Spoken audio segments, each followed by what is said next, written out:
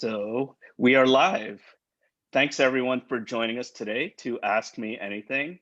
This is episode number 37. And today we have a special guest. I'll let her introduce herself in a bit. And Chirag will be joining us in a bit. So I'm really excited about today's episode because, as we do these, as we do more and more of these, I realize that everyone is nice that we talk to, and it's just because all the agents at Compass are collaborative, no ego. And without further ado, why don't you introduce yourself? Tell us a little bit about yourself. Sure. Hi, and thank you so much. So my name is Betsy Ronel. I work in the Bedford-Pound Ridge region of northern Westchester County, New York, and I'm new to Compass as of June last year. I've been in the business. I've just started my 4th year in the business, and am just in love with our business and beyond in love with Compass, our Compass universe. It's more than I ever imagined it would be. That's so nice to hear. When we speak about Compass and we're so excited, and this isn't obviously a pitch to join Compass because we already work at Compass, but it's so nice when you wake up and you're happy to go to work. Yes. And like for me, I have really an amazing manager, Ari Lefauve, and I just went through a little something with him. I had his full support, his full backing. He empowered me to be me because one thing I find at Compass as a company, they really trust us as agents. They don't bring us on if they don't believe in us. So they trust us and they know we're good at our jobs, and that way they let us roll with it. And that coming from a brokerage that didn't do that, it's huge. It means everything. So yeah, totally. When someone has our back, and that's what Chirag and I will always talk about. When we're with the client, we're gonna share what we're gonna share, and then they're gonna share what they share. But we always have to tell them that, like, regardless of your decision, we support you 100% of what you're doing. And it's nice when the broker does that. So let's just dive into it. Okay, so Okay. we were speaking a little bit before we came on. You told me this is going to be your 4th year. And Right. tell us about that journey, because I know that a lot of people that watch this are either in different journeys of their real estate career. Some are newer and some are, have been doing it much longer. So Yeah. tell me how your first year went, where you worked at, and how did it start? Okay, so I was brought into real estate by my broker when I moved back here, Beth Silfen, who's an independent agent at Compass too, and also on my team. And I was so excited to be working again and doing something really fun and working with people. But I really was so naive. I was like, great, I'll tell my new friends and they'll just immediately send me clients and I'll start making a fortune because all brokers always look so good. So they almost be making a fortune. They all drive nice cars, blah, blah, blah. I had no idea. So then the reality hits and I'm like, oh my God, I'm just passing the time. But I didn't waste any time. My very first weekend in real estate, Beth actually let me do one of her open houses. I got my first client as a buyer agent and we closed 3 months later. So that was my very first weekend out, but I really didn't waste time. I put myself out to the office. I was like, use me. I will get you coffee. I don't care what I have to do. I just want exposure. I want to listen and learn, what you guys are saying. And I was in the office every single day, even though I didn't need to be. I just figure, I'll just eavesdrop on their phone calls and just see how they talk to people and just get to know faces. So I started doing open houses again. The first weekend I was in real estate. And then I was like, but this is not enough. Like, I still have too much time on my hands. So I started, marketing myself, doing mailings, all the traditional stuff. And then I did what we all hate, but unfortunately Cold is calling? no, that I absolutely hate. And Chirag has yet to get me to do that. But what I did do was I signed up for Zillow leads. And I'll tell you, that was 80% of my business my first year and 80% the second year. Nice. So as much That's as we don't great. like them, they do serve a purpose for new agents, especially, Totally. Welcome, Chirag. How you here's doing? the man. Doing well. How are you guys doing? Betsy literally had a drop the mic moment in our agent talk series today. I was like, do you want to join us at 1 o'clock? That's great. That's great. Yeah, so we're talking about her journey in real estate, in 3 years, selling 22 million in her 3rd year. And first year and stuff. And we're going through the first year when she started, how she just got in. And, you know, it's funny how you mentioned that story about like the business coming. Jade on our team, she didn't even know that you're supposed to find customers. She thought that they send them to you. And she got her license, and her friends were like laughing at her. And they're like, no, you got to get them. And she's like, well, where are they? And they're like, that's the secret. So like, okay, Exactly. so 80% of your business was with Zillow. And I know like a lot of people use Zillow, which I've used Zillow in the past, and I was okay with it. I wasn't great. Yeah. But I think the key to using Zillow, and whether it doesn't matter someone's opinion, whether they love them or they hate them, whatever it is, I think at the end of the day, it's a lead generator. So let's forget Zillow's name for now. Yeah. But if you have a lead that is interested in a home, what would be your practices? How did you convert these people? So it turns out because this unnamed company does have a track, they keep track of your, stats for you, which was really helpful. I have a 92, now 94% conversion rate. But really, this was before I ever met Chriag and, had his Med C program and all of that. Can I interrupt you a second? Yes. I'm sorry. I do that a lot. Please. Can we role play? Because Sure. Chriag and I always role play. You do? Okay, we'll do the role play. Go ahead. Okay, so is it a call or is it email? What are we doing? Okay, so you've just called into this lead generator, and I'm going to answer the phone. Okay. Hello. Okay. Hi there. Hi, Amit. My name is Betsy Ronel. I work at Compass, New York, and I live in the Bedford Pound Ridge area. How are you? I'm okay. So is that house available or what's going on?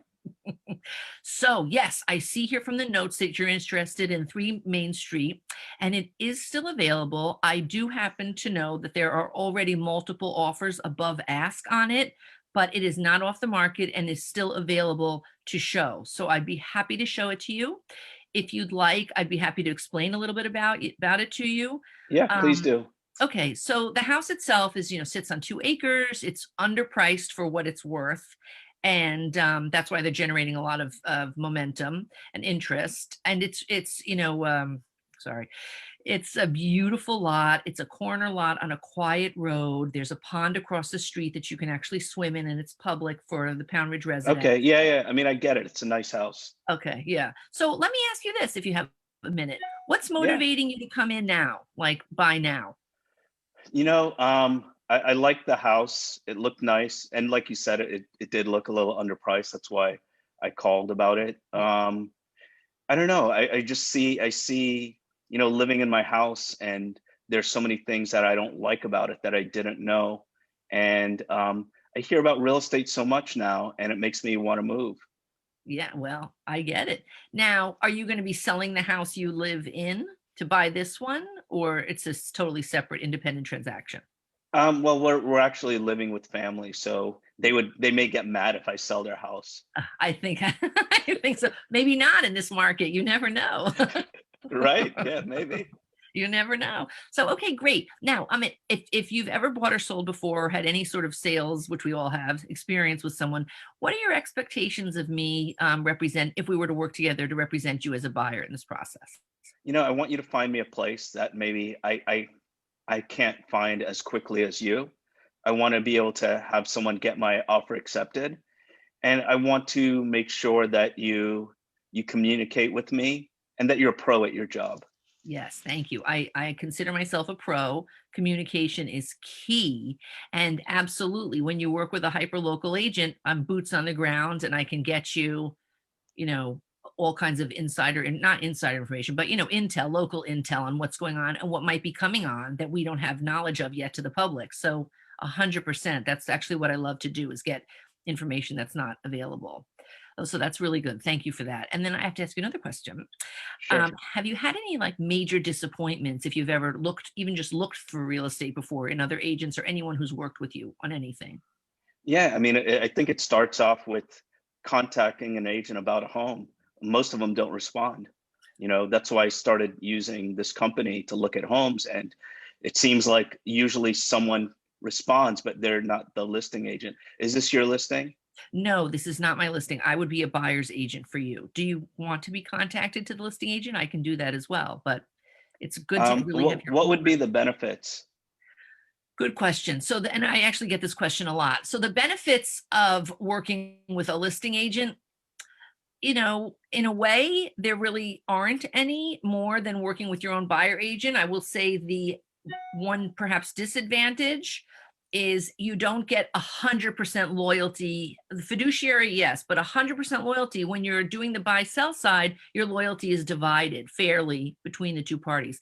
With a buyer's agent, my loyalty is completely to you. I have no affiliation or knowledge of the listing or the listing clients, and it's just you and me going after these houses together as a team. So that may sound better. That sounds a little bit better, right? I mean, I think so. And, I'm a listing agent too. And oftentimes I get people that say, would you represent me as well? And I tell them the same thing.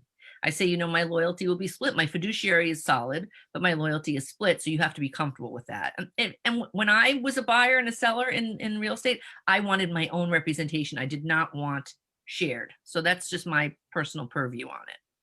Yeah, that makes sense. Okay. So are there other homes that you know about besides this one? Yes, there's a couple actually that are going to be coming on. I have to ask you also, what is your timeline? Are you in a hurry? Do we have to get you in by a certain time, or do you have time?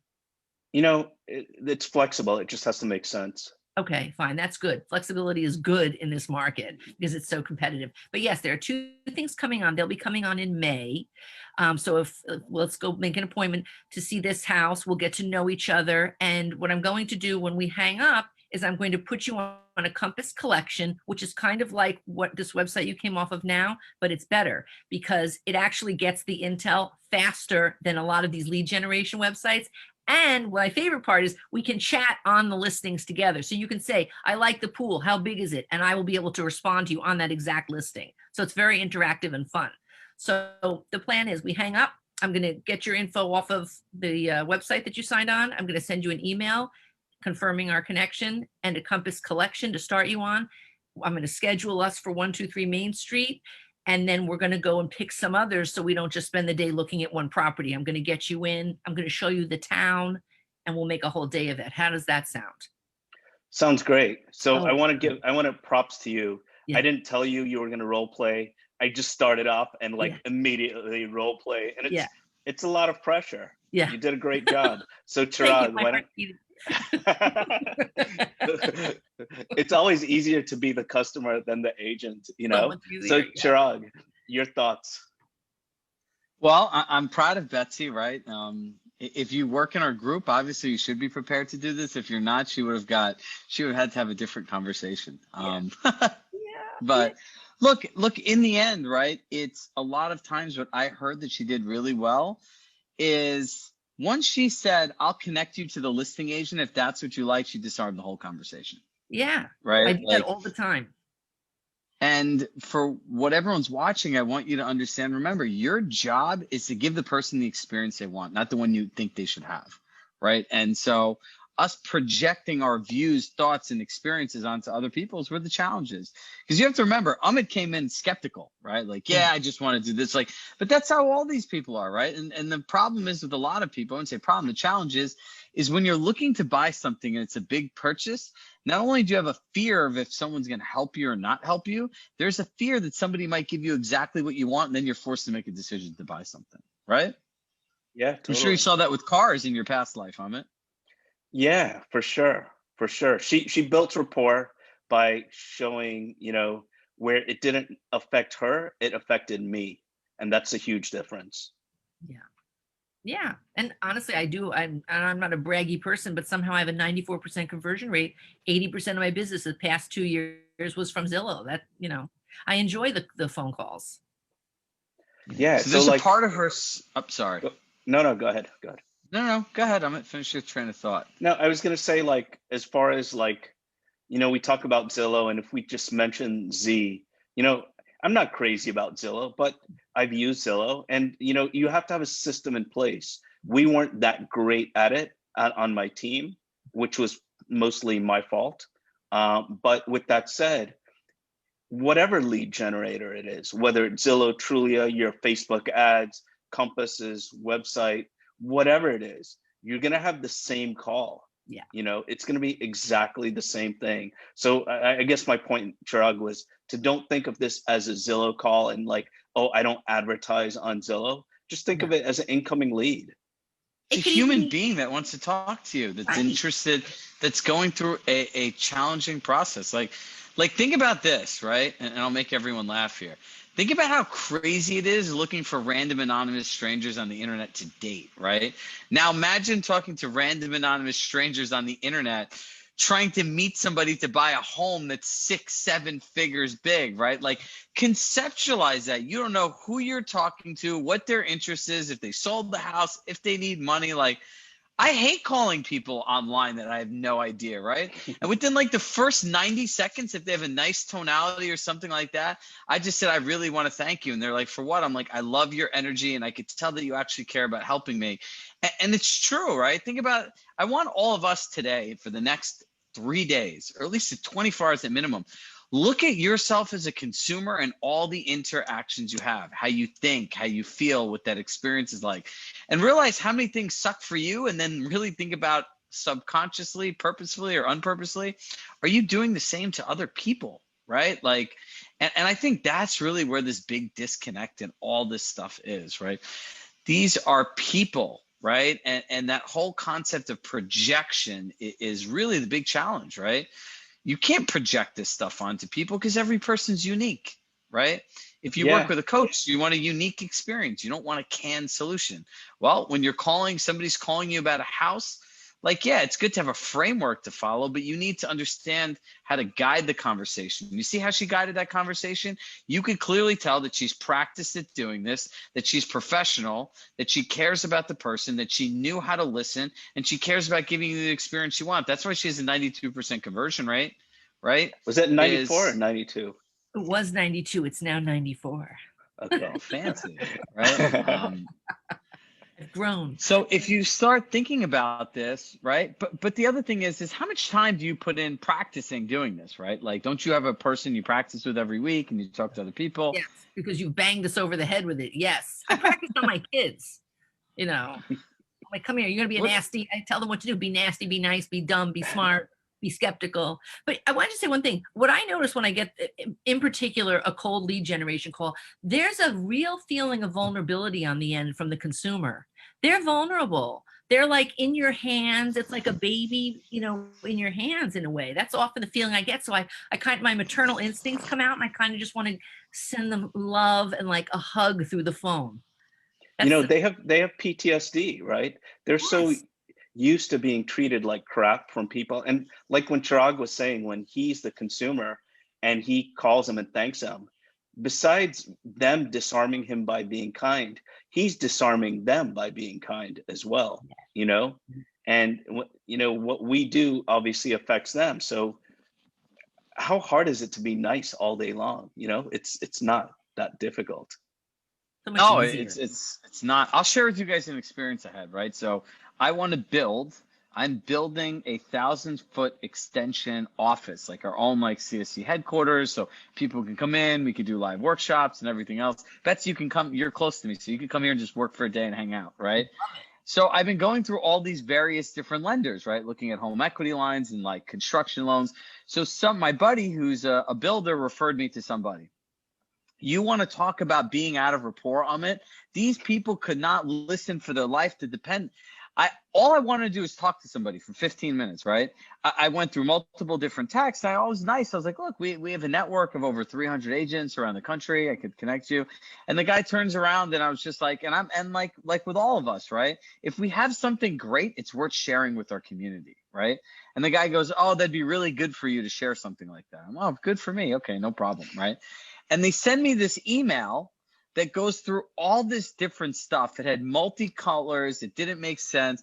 And mind you, I sold real estate. I had my own company for over 10 years. Like, I understand the loan process. They didn't listen to anything. The guy's like, do this, do that. I'm like, why are you going to run my credit if you can't answer these basic 3 questions, right? And at the end of it, right, I went through a couple emails, messages, and I wrote the guy back. And I was like, with all due respect, it can't work like this.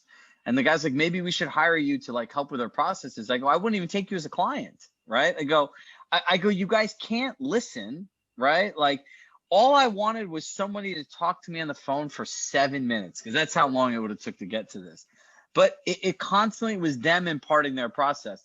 Do this, do this, do this. And I'm like, look, I'm a self-employed borrower, right? Like, I'm not spending my time doing all these things for you to tell me something that I could probably answer with you in a 5-minute conversation. And it was such a bad experience that the guy contacted me, because it was my friend's friend for 20 years, right? Referral alert.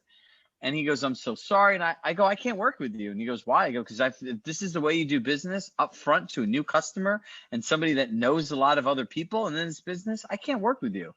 You're calling me today because somebody else got upset with you, right? So like I'm sitting there with my coaching hat on, be like, okay, they didn't listen. They didn't ask my motivations. They had no idea what my expectations were. I kept trying to ask for it one way, and they kept pushing me back on another way. Right. And so what I want everyone to think about as I share that story is, how many times are our customers asking us, pleading with us in so many words to do it a certain way because that's what they really need. And we just keep pushing our agenda and pushing our agenda and pushing our agenda. It's funny when you mentioned this, the whole time I was thinking, typical way a real estate agent goes on a listing appointment. They go there, they have their stuff, they talk, they talk, they talk, they think they killed it. And then a few days later, they see it listed with someone else. You know? So if it's okay, I want to continue. Go on. No, all right, go ahead. Keep going with your role play. Yeah, we did that role play. I wanted to continue with your journey, right? So you said that was your first year. You realized that you have to get clients. And what I liked too about your story is in the beginning, you had the intern mentality, right? You'll go there, you'll do whatever it takes. Getting knowledge is way more valuable than looking at an ROI on how much you're making per hour, because you're in it long term. You're not in it short term, right? No, I play the long game with everything I do. I play the long game because to success, it's a long haul. There's no such thing as an overnight success. Yeah, totally. So like that was your first year. So like, what would you say to the people that aren't doing Zillow, besides maybe Do It or another lead generator? But besides that, if you tell me, I'm sorry. Go. No. My bad. I listen to Gary Vee too much, and he's interrupting everyone, so I'm getting that mentality. But so like, if I have a new agent that's going to be starting next week or the week after, depending on how long it takes. She's never been in real estate. Chriag, I learned he interviewed her, which is good. It's Priscilla Chriag. And so she's brand new. She got her MBA in college. She's like 25 or 26. She has a wealthy sphere. And what advice would you give to her? The very first thing I would do is I would say, make all these personal calls and emails and texts, whatever a phone call is the best, to your immediate sphere. Say, guess what? I've just joined Compass. Oh my God, I'm going to tell you all about it. Let's meet for lunch, whatever she wants to do. Or let's do a FaceTime. I would just be like, so excited about it so that they're excited for me. And they're like, oh my God, we can't wait to see what Priscilla's going to do. Compass is so great. Oh, we want to be on her train. Then for the people she doesn't know, do the mailings. I'm a big believer in those mailings. I don't like doing them, but I believe in them because, as I was saying earlier, it's about layers.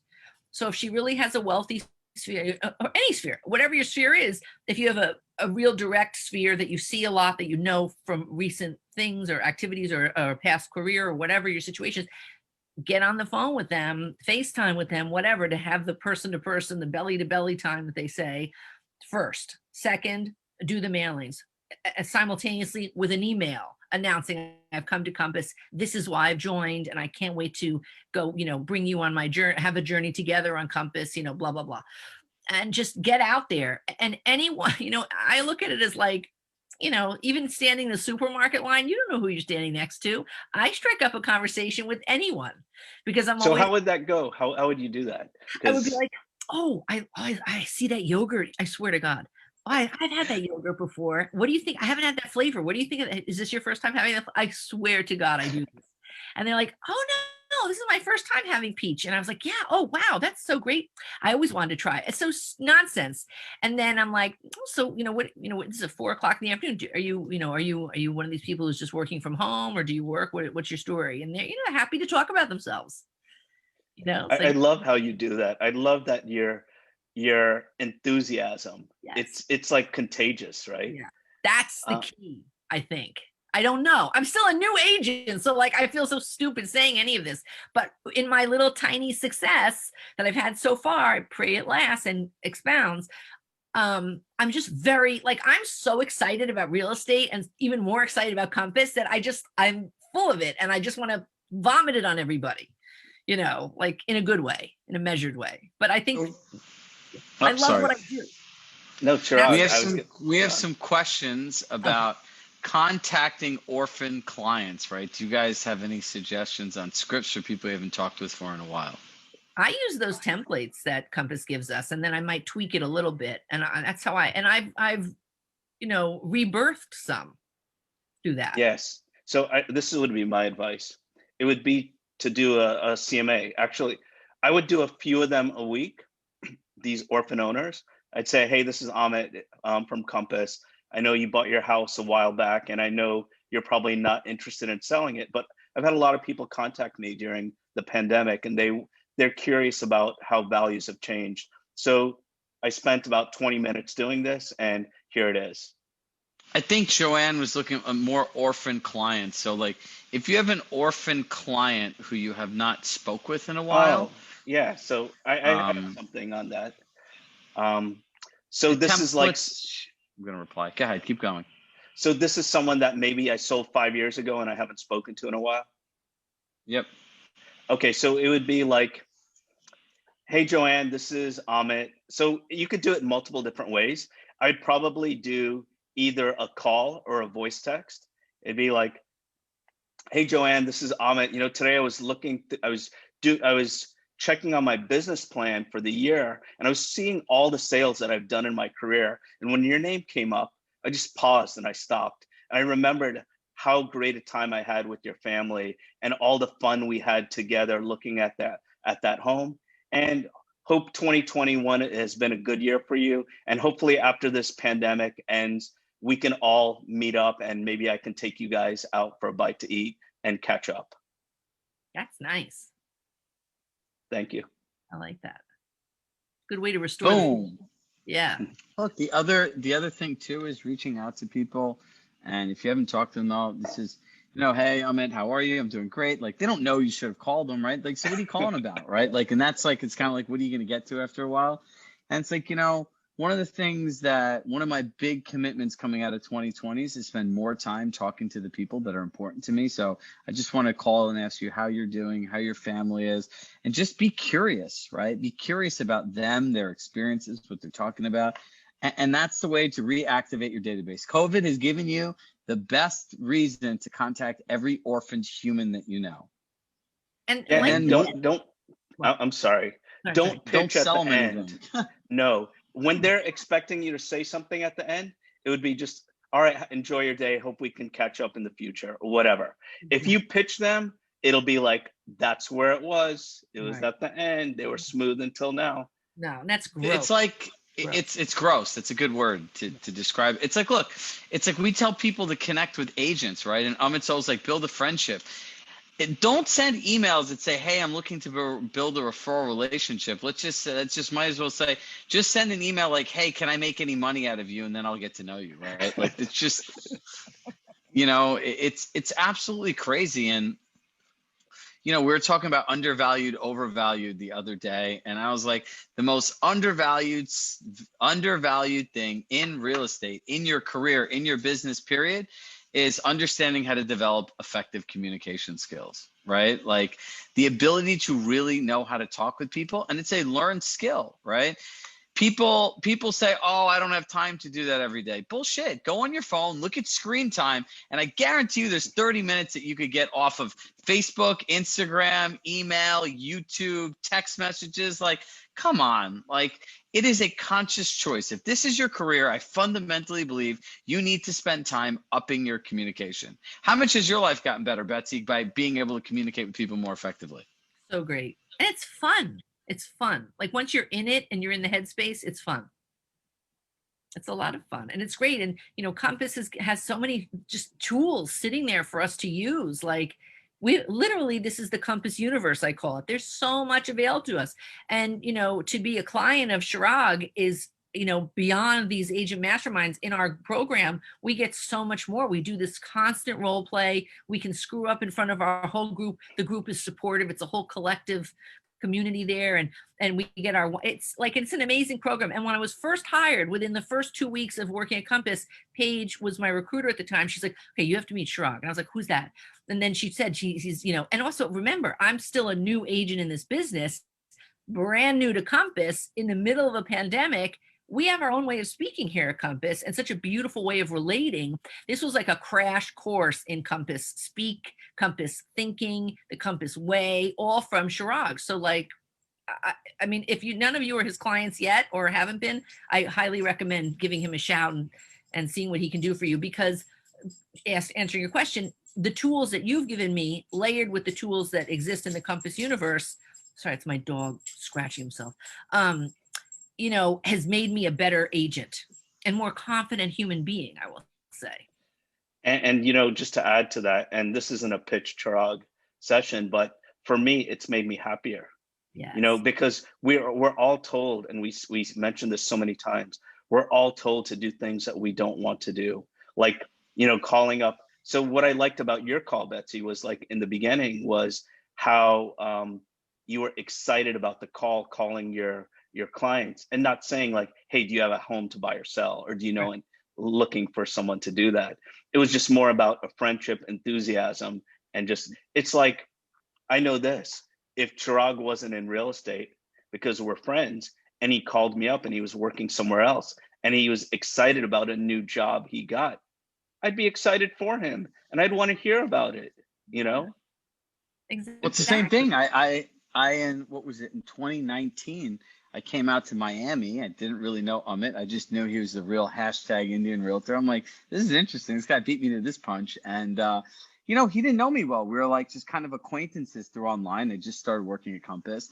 And I was there with my friend. He took us out to lunch. He took us for coffee. The guy refused to take $1, kind of toured us around, like took us to get some froyo. Like, it was amazing. And I left with that, just being like, wow, this is like the most amazing guy. Like, what a just genuine experience. He didn't ask me for anything, right? And and I've never shared this with him, but that really like made an impression on me, right? Like, my collective philosophy of real estate is based on all the great things that I've seen people have shared, do, and just this like lack of continuity between agents and clients that are bridged by communication, right? Like, there's better ways to share something with somebody so they're not stressed out, right? There's better ways to communicate a process to someone so it doesn't feel like working with a contractor wondering if they're going to come back the next day, and even what time they're coming, when your project's going to be done, or the people that call you like, oh yeah, can you go pick this up tomorrow? I need it, right? That's my favorite, right? Like, oh, hey, we need to do this the next day in your home. So look, like, I think we all have the opportunity to make a difference in somebody's life each day, and to take a moment back and realize what a responsibility that opportunity is. So when people don't have self-care routines in the morning, are so like vegged out on their phone, right? Like, go look at your screen time. The average person is spending 6 to 8 hours a day on their cell phone. Imagine that. That's a 40-hour work week a month, right? At the end of 12 months, it's 12 extra work weeks that you could have spent connecting with life, right? Cut it in half. Say half of it you need it, right? So I don't know. Like what Amit says, it's all about happiness, right? Both in your business and your life. Yes. Yeah, it's funny because like we have we're so blessed to make such a difference in someone's life. And I was talking to this young agent the other day. He wasn't at Compass. I speak to a lot of people just during the week. So this guy was 27 years old. He lived with his parents, and he just got 15 lease listings. And I asked him, I said, so he's like, so what content should I put? I said, well, let's boil this down to who's the person moving into that unit. He's like, well, these are probably people that are living with their parents, started doing well in life, and are moving for the first time out of their house. I'm like, that's such an amazing story. And you that person will remember that place for the rest of their life. And you have the opportunity to help those 15 people. So if you create content about like how you are during that time and thinking about how it was when you were moving out of your house and all these things, it would probably story tell a lot better than like, hey, do you have anyone looking for a 1-1 that's this much per month? So we have these huge opportunities. Guys, I have to drop off, but continue the conversation. I know Betsy and you will chat for a little bit more. But Betsy, can you share? We have about 14, 15 people. Literally, I'm surprised nobody cried today when we did our agent talk with Betsy. The best part about her story is where it begun, right? They always say every hero has an origin story. If you really listen to hers and what she'll tell with you, it literally, like, you're just going to start quoting her, making pictures of her on the internet, and they're going to be like Ronel-isms, right? Like, it was some of, I have to tell you, and I'm like a personal development junkie, it was some of the best stuff I've ever heard in my entire life. Like, her philosophy on life and how to think through challenges and how to work through new opportunities. Like, just take 5-7 minutes of it and just ask her these questions and let's share this with the group, because honestly, I encourage everyone to reach out to Betsy, because when she shares what she went through as being a single mom of 2 kids, starting when one of her kids was 8 years old, that journey to where she got today is probably one of the most inspiring things I've ever heard in my entire life. Oh. So I'll leave you guys on that note. Awesome. Thanks. Okay, bye. See ya.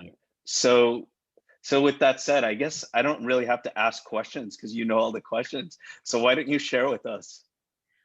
So what Chriag was referring to, I don't know who's listening. My husband was killed in a car crash 10 years ago this past February. We were on the phone right before he crashed. He fell asleep and died. And we were on the phone right before.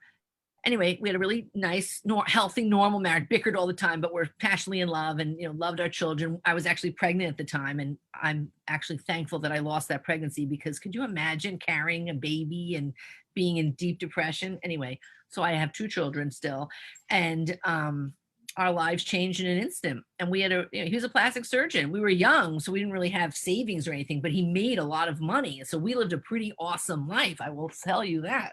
And, we were about to move to New York, or transition to New York. He had just signed a book deal. Like, life was on the way up. And then he died. And then all of a sudden it stopped. And I was like, wait, what? Anyway, not only did I lose the love of my life and my children's father and, our guiding light, but I lost materially. I lost my whole beautiful lifestyle. So, which is upsetting. Anyway, so whatever. So I slept for the first 2 years in deep, severe depression. And then I started to wake up. Then year 5, I was like, I need to work and I need to do something. And what am I going to do? And I just didn't want to do anything. But I was telling everyone this morning, I always kept telling my kids, you got to work hard. You got to work hard. But they didn't know what that looked like, because they weren't old enough to remember what it looked like when they saw their father coming home exhausted from surgery all day. So I was like, I've got to find something that I could be passionate about. I used to be in luxury, public relations, and fashion. So I thought, should I go back to that? No, it's too much of a grind with 2 kids at home. I need something else. So when I moved back to New York, I met a great broker. Her name was Betsy. She's now at Compass too. And she's like, you should go into real estate. And I was like, what? But I had done it actually in Santa Fe. I didn't even realize I had built my own houses because I was kind of bored, So when my kids were in school, I was like, what am I going to do?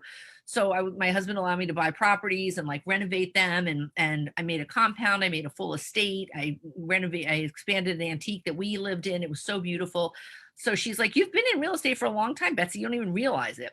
So then I went to work and just, it was just passion. And my children, of course, are my why every single day, why I'm still alive, why I work, to be here for them and provide for them. But real estate has just ignited so much in me again that I'm coming back to myself. And so one of the points that we stressed this morning was your whole world can crumble around you. Like with you, Amit, your whole world crumbled in a way with this back problem, with the 3 herniated discs. I mean, your life stopped in that moment. The minute you hit the ambulance, life as you knew it was over for them. But yet, who could you, other than obviously your team and your wife and your family, you could rely on them, but who kept you going? It was here and here, like the heart and the head. So no matter what, your circumstances don't define you, and you always have yourself to rely on to bounce back. If you didn't want to bounce back, no matter what anyone was doing for you, you didn't have to bounce back because you just didn't have the will. But the will sits in here, and if you go inside when things are looking rough, even if you have a difficult client, which we all have, that can wreck you. That can just, any good things you think about yourself, that can throw it in the toilet. And I've been there. I mean, I get it. I'm dealing with someone like that right now, although I think we solved the problem. But it's hard. Like, people don't realize we put so much of ourselves out there. And every broker I've met, even in different brokerages up where I live, passionate about what they do. It's personal. It means something to them. It's not just a transaction. And so on the worst days, look inward and know, there's another saying, you've already gotten through the 100% of your worst days. Know that you will continue to get through them and that you're not defined by your circumstances. You just keep going, which is what I did. I mean, you're still here. You got to keep going. It's your job to keep going. So that's all I did for the past 10 years. I kept going, you know. That's great. That's great. And yeah, thanks for sharing that with us. Yeah. And, you know, my friend told me this a long time ago, and my life definitely, I've been blessed with my life, even though I've struggled through certain things. I've been blessed, right? But a friend of mine told me a long time ago, there are a lot nicer people than me that are struggling worse than I am. Absolutely. It can always be worse, my mother says. Yeah. Always. And so, And it could be worse for yeah. people that don't deserve it to be worse. People that are nicer, better, kinder than me or many others, right? So yeah, it's having that gratitude feeling. And I wanted to just add to what you had said before about this way that we speak, about how Chriag says, I still remember when I joined Compass, their handbook, and I'm one of these nerds that read like every page. And one of the things that really made me feel so confident about my move from Sotheby's to Compass. And I'm gonna whatever, I'm gonna share. I'm transparent. I'm gonna tell you what my broker said when I was at one Sotheby's. When I left, she asked me why I left. And I said, everyone is nice in the office and everyone says hi, but no one really helps anyone. She told me this. This is a top 10 Sotheby's office in the world. And she goes to me, she's like, oh, you should have told me, that was bothering you. And I said, oh, really? Why? She's like, I would have told you no one helps anyone in real estate. Whoa. And I was like, okay. I said, so when she said that, I think how we communicate with others is very important. I said, well, I respect you for a lot of the things that you do. And I said, I understand that that's how you feel, but I don't feel that way. Every week I'm speaking with other brokers, competing brokers in my neighborhood, and we're helping each other how to do better. So back to the Compass story, when I was reading the handbook, Yeah. I remember one of the things that I read was be confident, but don't boast. Right. And it just had like multiple scenarios of how to be like confident and humble, but not be a bragger. And Right. that really got me. It really made me feel so happy about being at Compass. Yeah, because it's a shift. And like here, we have major in the New York market. I mean, my God, we have Brian Milton, we have Kim Arenas, and apologies for everyone, I'm not Heather Harrison. I mean, major agents. Yet in Compass, and we all know the volume they do, everyone's an equal. And I love that. And everyone's sharing. I love that. You feel so embraced at Compass. Yeah, totally. So before we end this, in Yeah. the last few minutes that we're on, what advice would you give to anyone, or mistakes that you've made or things that you want to share? What would you share? Pretend like I'm your cousin and I'm starting real estate and you're giving me the pep talk. You're speaking with me for a few minutes and you're telling me, what would you say to me? Okay, so I would just say, you just keep it going, one foot in front of the other, and layers are everything. And unfortunately, you got to spend money to make money, put yourself out there, get on the local Facebook groups. So here's something, I forgot to mention this morning, get on your community pages on Facebook, wherever you live, different, Saskatchewan moms, get on that, Tampa dads, get on that, divorce moms, whatever, get on these groups and get your name out there. I do that here. So I would tell my cousin, get involved, hyper involved in your community, both online and face-to-face, mail, at least once a month on time. So every week, every month, on the 9th of the month, you're going to be sending out your postcard. Another thing I also have invested in, which I spoke about this morning, is my hyper local farm. So the 350 houses, that's just what it happens to be here around me, I give seasonal gifts to. I don't even know 90% of these people, but they know me because they get my mailings and they get my Christmas present or holiday, winter holiday presents. And that's a thing. And then also give of yourself. If you can't afford to give money, give of your time to, and don't just do it. Oh, I should do it because it's a grind. No, there's actually one volunteer thing I don't really like that I signed up for. And unfortunately it's a board position and I'm on it for the next 2 years. So I'm kind of stuck. I am not enjoying it. I should not have done it. I did it thinking with money on the mind. I didn't do it from the heart. The others I did from the heart. So I'm impassioned and I love them. But this one was like money, money, money. I'm going to get the money. Now I'm screwed myself for the next 2 years. And of course, nobody on the board knows that, but I will stay involved cheerily, but that is a grind. I hate those calls. I hate what we do. I'm like, oh God. But so that was my mistake. Everything you do should come from the heart. So if you can't afford money and you love dogs, go volunteer at the local dog shelter when they're having like an adoption day, when the pandemic clears up. Go, if you have a connection perhaps to cancer, go work on the cancer ward of cancer patients or children with cancer. And whatever moves you, do that. Because otherwise it's work. And who wants to work every day? You don't. You want to be impassioned and emboldened by your love for what you do.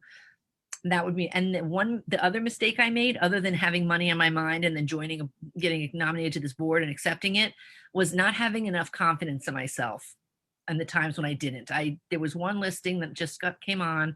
It was 2 years ago. I met with them and I didn't have the confidence. So I didn't pitch myself, even though clearly that's why they were talking to me. I was like, this is a 1.5 million listing. I can't do this. I'm only a year in. I can't do this. No, they're talking to you because they like you and they want to hear what you have to say. Remember that, even though we're newer agents, remember that. If they're talking to you, there's a reason. I want to add something before you continue. Yeah. When you're not sure what to say to a seller, I would say I'm so honored that you choose to speak with me today. What is the main reason you wanted to meet with me? Yes, and that'll give you a lot of confidence right there because they're going to tell you why. Yeah, and it's going to tell you what's important to them, right? Besides giving you the confidence. So sorry to interrupt. So no, but that's an excellent point. It's true. But when you're nervous, they'll tell you, oh, well, I'll give you an example. I get a listing call. I told you this morning. I get a listing call because someone saw all the philanthropy. Now, and when I say philanthropy, I'm not talking about millions of dollars. I wish. No, but the small philanthropy I do in a hyper local, minute way, they saw that. And they're like, I really like that you do that. So I would like you to come and talk to me about representing my house. They don't want to list right now, but she said, when I do, I'm going to call you. So do I let up on that? No, I keep in constant contact with her. We're now friends on Facebook. She's on my email sphere, blah, blah, blah, blah. So I'm not going to let. And it's never about real estate either, right? Exactly. And that's why they like you. There's 1 million brokers in every town in this country. So to choose you, there's a reason they want to talk to you. And so we have to remember that. And usually the reason is because there's a connection they feel with you. Maybe they like your outfit. Maybe they like a thought that they heard you say once. Maybe they thought you were really funny. You don't know. But it's the human connection that makes the difference, not the sales piece. Awesome. Great advice. I'm going to have Priscilla call you a few times because you're amazing. Oh, and I just hearing how inspired you are and how much you love your job. And, we all, have shitty circumstances that happen to us in life. And you've had some really tough things, and just no one would know that based on how you are. And that's so amazing. So congratulations on that. And I'm looking forward to growing our friendship. You're such an amazing person. Yes, you are too, Amit. I love you and I always admire you. And I know you're so busy, but one day you and I are going to do our role play call. One day. I'm getting on. Yes. that would be great. That would be great. Thanks for joining us, and we'd love to have you again. Thank you if that's okay with you. Always. This was an honor and a pleasure. Thank you so very much. All right. Take care. See you guys. Thanks so much for joining us. Bye, everyone. Thank you. Bye. Bye.